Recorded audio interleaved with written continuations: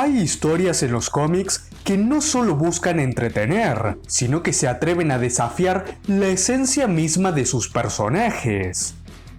Historias que ponen en duda todo lo que creíamos saber sobre sus héroes y sobre sus demonios. Batman Three Jokers, escrita por Geoff Johns y dibujada magistralmente por Jason Fabok, es una de ellas. Una obra que promete responder a una de las preguntas más intrigantes del universo DC. ¿Y si el Joker nunca fue uno solo? Hoy vamos a desmenuzar su historia, su contexto y sobre todo el significado que oculta detrás de cada una de sus páginas. Porque más allá del misterio, Three Jokers es una historia sobre dolor, perdón y sobre la eterna paradoja que define a Batman. El punto de partida de esta historia se remonta al final de la guerra de Darkseid.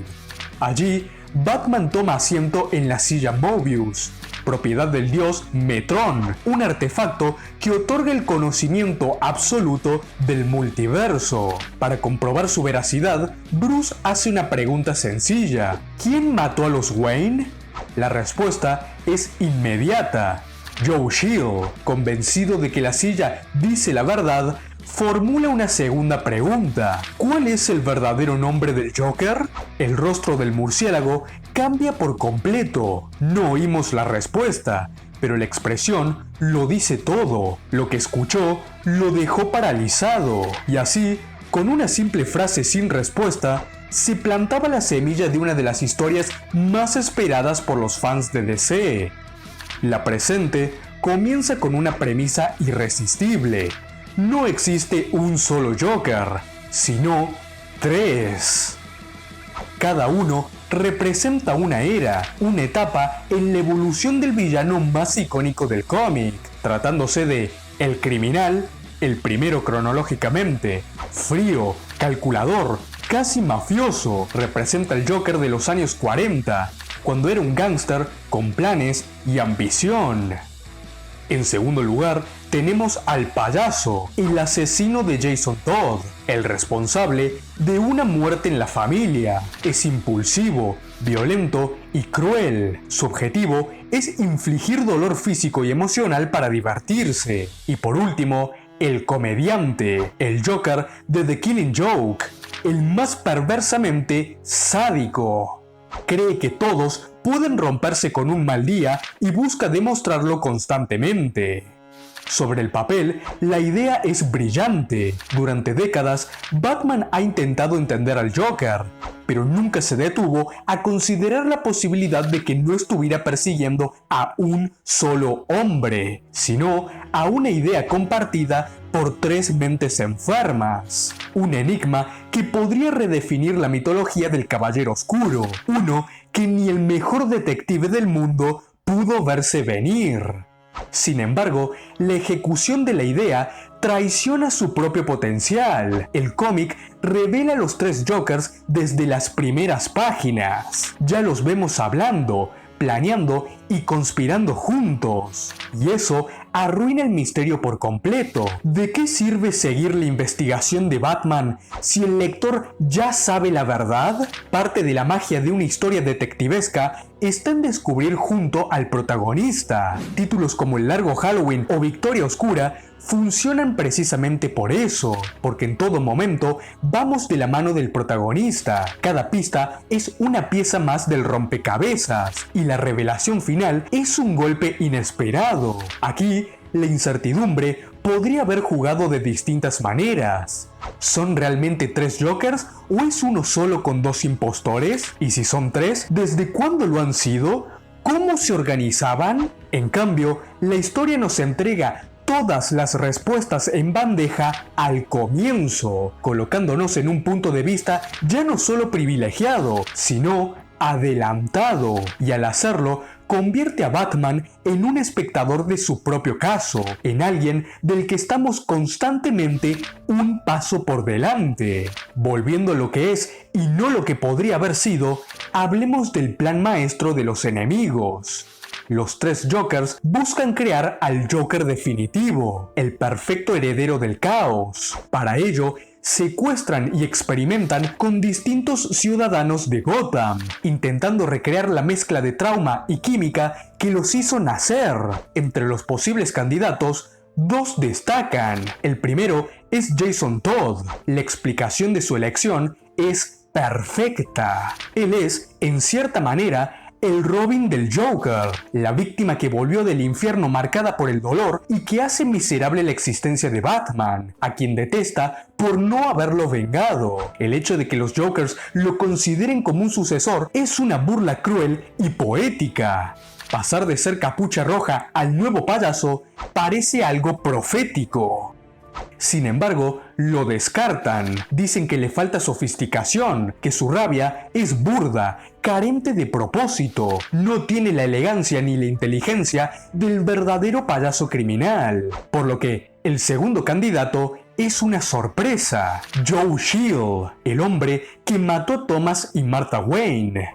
Si Batman dio origen al Joker, ahora el asesino de los Wayne sería quien dé origen al nuevo. Una simetría perfecta, un círculo perverso. Pero aquí es donde el cómic tropieza. Geoff Johns decide darle motivación a Joe Chill. En esta versión, el asesino no mata por azar, sino por resentimiento social. Cree que los ricos son responsables de la miseria de los pobres y en un arrebato de envidia dispara. Más tarde, al descubrir que los Wayne ayudaban a los necesitados, se arrepiente. Este cambio, por más que busque humanizarlo, rompe un principio fundamental del mito de Batman. En mi opinión, es un error garrafal darle una motivación, ya que elimina algo fundamental alrededor del asesinato de los Wayne, y eso es la aleatoriedad. En casi todas las versiones clásicas, la muerte de Thomas y Martha no tiene motivo alguno, simplemente estaban en el lugar y momentos equivocados. Es un crimen sin sentido, un acto puro de azar, un recordatorio de que el mal puede golpear a cualquiera, sin razón ni justicia.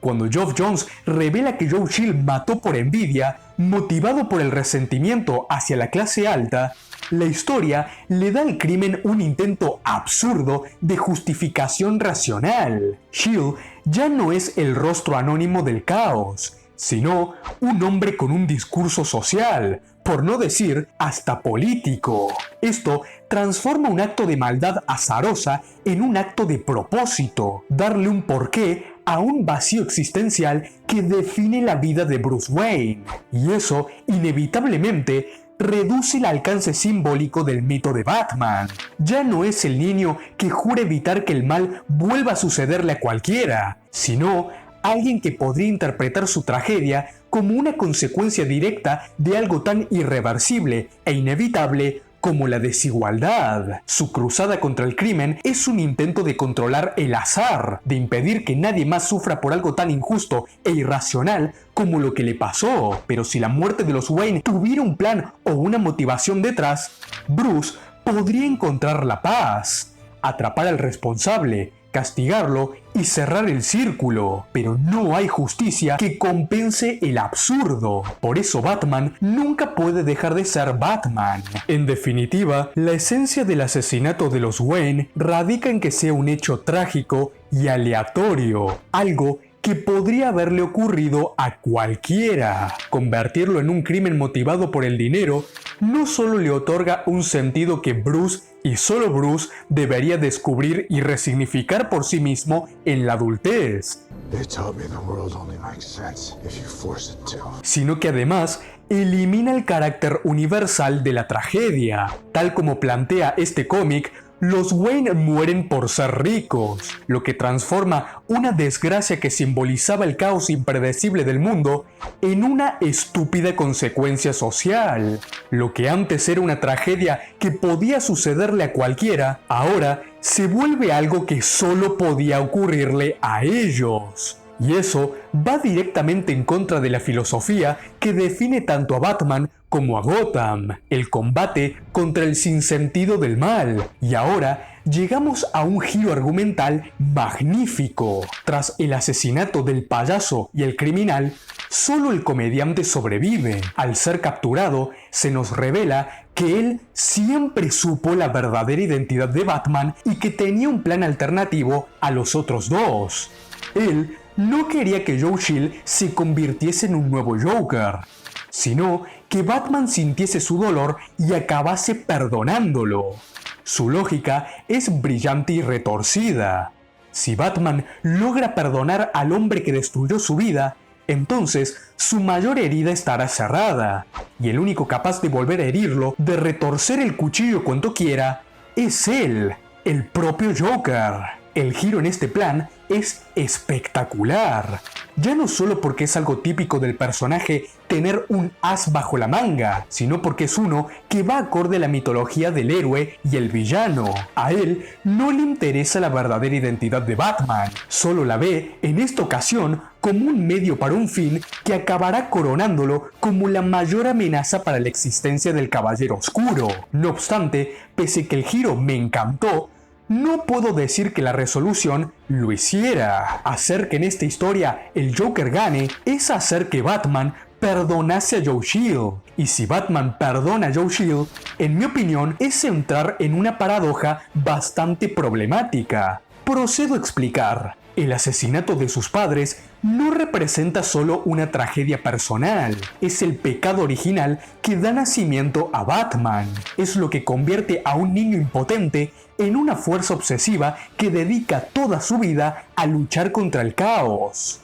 Ese crimen no puede resolverse, porque si lo hiciera, Bruce perdería la razón de su cruzada. Perdonar a Joe Chill sería, simbólicamente, cerrar el círculo del trauma, y Batman es, por naturaleza, un hombre cuyo círculo nunca se cierra. Perdonarlo puede funcionar como una evolución para Bruce Wayne si lo entendemos como el hombre roto que exterioriza su miedo en forma de Batman, pero al mismo tiempo implica un retroceso en la existencia del murciélago. En palabras más sencillas, superar el trauma implica que uno gane a costa de que el otro pierda. Ahí está la paradoja. El mito de Batman se sostiene sobre una trágica contradicción. Él lucha por evitar que nadie más sufra lo que él sufrió, pero jamás puede curarse de su propio dolor, porque ese dolor es su combustible. Si Bruce perdona a Joe Chill y logra sanar, ya no tiene sentido seguir siendo Batman, porque implicaría superar un trauma cuya respuesta es, ni más ni menos, que el propio Batman. Sería como eliminar la causa de una consecuencia, como erradicar la raíz de una planta que da sus frutos. Y si bien la escena es poderosa, hasta conmovedora, parece olvidar que el mito no se construye con consuelo, sino con tragedia. En mi opinión, el cierre perfecto habría sido otro, uno similar al final de The Killing Joke, cuando el Joker intenta demostrar que todos pueden romperse, pero pierde ante un comisionado Gordon que se mantiene firme. Aquí, el villano podría haber fallado en su intento de hacer que Batman perdone a Shield. Bruce podría seguir viendo en él al hombre que más daño le hizo, manteniendo viva la llama de su cruzada y relegando al payaso a un segundo lugar. De ese modo, el mito permanecería intacto, y se refutaría la famosa frase de que Batman y el Joker se necesitan mutuamente. Pues no, el Joker es quien necesita a Batman para existir, pero Batman puede existir sin él. Y cuando parece que la historia terminó, llega el epílogo, y con él, el golpe más bajo al sentido del relato. Se nos revela que Batman siempre supo la identidad del Joker, concretamente desde una semana después de su primer encuentro. ¿La razón de mantener el secreto? Proteger a la familia del comediante. La esposa y el hijo que vimos en The Killing Joke siguen vivos y ocultos. Este giro destruye la coherencia de toda la trama, porque si Bruce ya sabía su identidad, ¿por qué le preguntó a la silla Mobius por su nombre tras verificar su credibilidad al preguntar por Shield? Y si Batman sabía la identidad del Joker desde su primera aparición, entonces, ¿no debería saber la identidad del criminal en lugar de la del comediante? Porque recordemos que, según esta misma historia, es el criminal quien responde al Joker de sus primeras apariciones. Es un cierre que contradice su propio planteamiento. Ahora surge una pregunta inevitable. ¿Podría esta historia llegar a adaptarse dentro del universo DC de James Gunn? Creo que solo sería posible si un mismo actor interpretara al Joker durante, al menos, 15 años.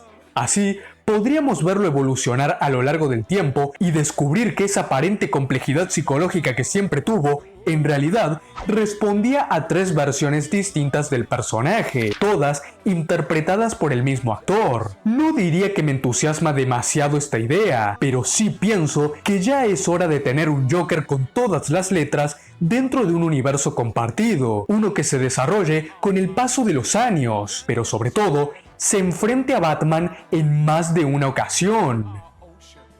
En conclusión, Batman 3 Jokers no es una mala historia, es una obra con ideas poderosas, pero lamentablemente una ejecución irregular. Tiene momentos brillantes, un ritmo atrapante y diálogos que rozan la perfección, pero su propio final y algunos elementos contradicen su esencia. A pesar de sus fallos argumentales, es un cómic espectacularmente dibujado.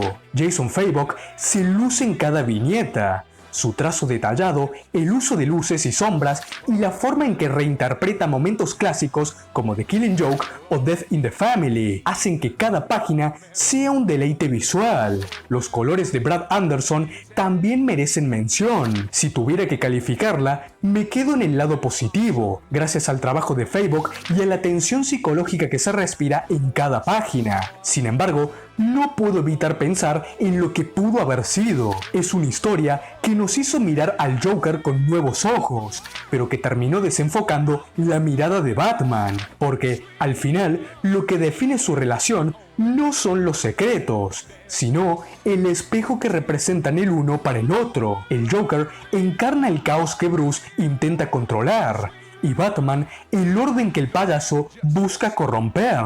Ambos están atrapados en un ciclo eterno de creación y destrucción, un juego sin fin donde uno ríe y el otro sufre. Pero incluso en ese equilibrio imposible reside la grandeza de una historia compartida.